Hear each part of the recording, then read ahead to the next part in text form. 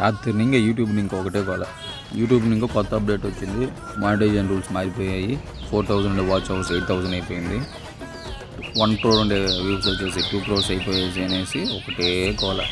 ఒకటి చూడండి, యూట్యూబ్ ఇప్పుడు ప్రతి ఒక్క క్రియేటర్కి ఎవరు ఇవ్వనంత ఇన్కమ్ ఇస్తుంది. అందుకనే ప్రతి దేశం ఇంకా కొన్ని కోట్ల మంది యూట్యూబర్స్ క్రియేట్ అవుతున్నారు. అందుకే ఈ పోటీని ఇంకా టఫ్ చేయాలి, ఒక మంచి కంటెంట్ అందించాలనే ఉద్దేశంతోనే యూట్యూబ్ వాళ్ళు ఈ టర్మ్స్ అండ్ రూల్స్ అని తీసుకొచ్చారు. దీనిలో ఒకటి, చిన్న క్రియేటర్స్కి ఇబ్బంది ఉంటుందంటే ఉంటుంది.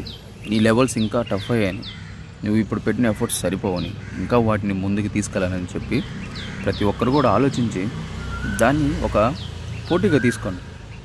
కమాన్, మనం ఇది చేయగలమనేసి ముందుకెళ్ళండి. నీ సామర్థ్యాలను ఇంకా ముందుకు పెంచుకోండి. అంతే తప్ప ఇది కష్టం అని చెప్పి వదిలేసి స్కిప్ అవ్వద్దు. ఏం కాదు, ఇలాంటి ఎన్ని వచ్చినా సరే సక్సెస్ అనేది మాత్రం నీ ముందుంది, నీ ప్రయత్నంలోనే ఉంది.